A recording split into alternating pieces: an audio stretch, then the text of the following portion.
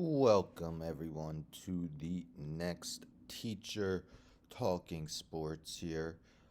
Yesterday, I started a new series where I am going to do each team's Mount Rushmore in the MLB.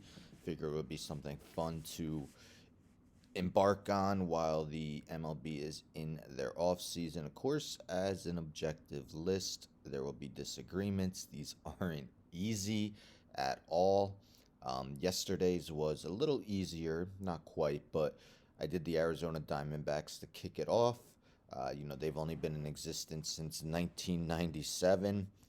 Today is a much different story. I'm going in alphabetical order.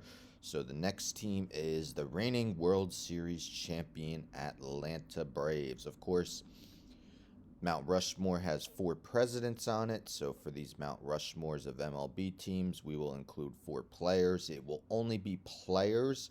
I've seen other Mount Rushmores that have included coaches, maybe front office executives. For these, I'm only going to do players, and I'm only worried about their statistics for the team that I'm doing. So, for example, if I'm doing, I don't know, the Texas Rangers, I'm not going to include Rafael Palmeiro's stats with the Baltimore Orioles, things of that nature. Athletics, I'm not going to include Mark McGwire's stats with the St. Louis Cardinals. And it only goes for the team I am currently doing. So today is the Atlanta Braves. So we're going to go through their whole history. To pick potential players. So that includes, they've been in existence since 1871 when they were the Boston Red Sox from 1871 to 1875. Then they were the Boston Red Caps from 1876 1882, Boston Bean Eaters 1883 1906, Boston Doves 1907 1910, Boston Rustlers 1911, Boston Braves 1912 to 1935. Boston Bees 1936 to 1940, Boston Braves 1941 to 1952, Milwaukee Braves 1953 to 1965, and they've been the Atlanta Braves since 1966. So all players during all those times were considered. Most of the players, though, are from the Boston Braves on. Three of the players were on their 1957 World Series winning team, and the other was on their 1995 World Series winning team. A lot of guys that were difficult to leave out. I'll start naming them after I name the four who made it, and I think the one that was extremely obvious, how could you not take them? Hammer and Hank Aaron.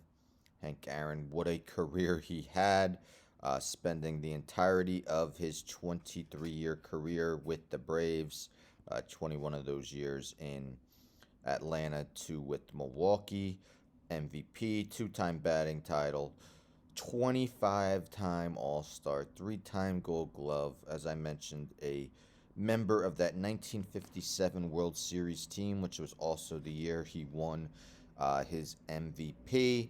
As you could see, he also had 5 finishes of third in MVP voting, led the league in runs 3 times, hits twice, doubles 4 times, homers 4 times, RBIs 4 times, batting average twice, slugging 4 times, OPS 3 times, total bases 8 times, black ink galore on his page. He was the all-time leader in home runs with 755, and he still ranks second all time, only behind Barry Bonds. So, historical career. Unfortunately, he passed away in January of this year. If you look at the all time RBI leaders, Hank Aaron's 2,297 are the most in MLB history.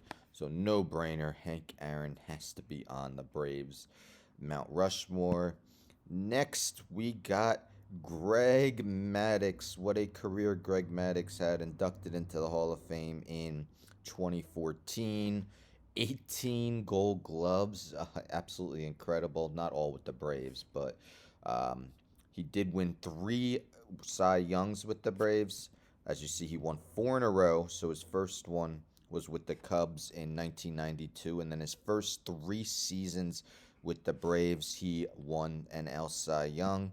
If you go through those 3 seasons, he won a combined 55 and 18 with a 1.90 ERA and just a 0.93 WHIP. Absolutely incredible. A member of their 1995 World Series team, a year he also won Cy Young. Altogether with the Braves, he pitched 11 seasons for the team, going 194 and 88 with a 2.63 ERA and 1.05 WHIP. Was a master of control, only walking 1.4 batters per 9 innings in his time with the Braves, and only giving up zero point 0.5 home runs per 9 innings. Greg Maddox, definitely one of the best starting pitchers of the last 20, 30 years. Next, we have a guy who may be somewhat forgotten in history, but incredible third baseman, probably top 5 at the position all time. Eddie Matthews, inducted into the Hall of Fame in 1978. Spent almost his entire career with the Braves, all in Atlanta, till spending the last couple seasons with the Tigers and the Astros. He was a 12-time All-Star, also a member of their 1957 World Series winning team. If we take a look at his numbers, great eye, great eye at the plate. Led the league in walks 4 times. Led the league in homers twice. Was runner-up for NL MVP twice. For his career, hit 512 homers, part of the 500 homer club. 493 of which came with the Braves. Altogether in his 15 seasons, 2,223 games with Atlanta, he batted .273 with an .896 OPS, 493 home runs, 1,388 RBIs, 1,452 runs, and only struck out 11 more times than he walked. Eddie Matthews may be forgotten a little bit in history, but deserving of making the Braves Mount Rushmore. And last, we have Warren Spahn, the third guy on the Mount Rushmore who was a member of the Braves' 1957 World Series winning team, inducted into the Hall of Fame in 1973, 17-time All-Star, 3-time ERA champ, much like Eddie Matthews. Spent almost his whole career with the Braves until the last season when he split with the Mets and the San Francisco Giants. Was NL MVP not MVP, Cy Young in their World Series winning year, and he may have won another MVP except Cy Young. I'm sorry, Cy Young, but the Cy Young Award did not come out until 1956. I look at a year like 1953 when he led with 23 wins at 2.10 ERA. You would have to think he definitely would have been in consideration that season. Spahn led the league in wins 8 times, led the league in ERA 3 times, led the league in innings pitched 4 times, led the league in strikeouts 4 times, led the league in whip 4 times. Again, ton of black ink on Warren Spahn's page. One of the better pitchers of the 50s, 60s.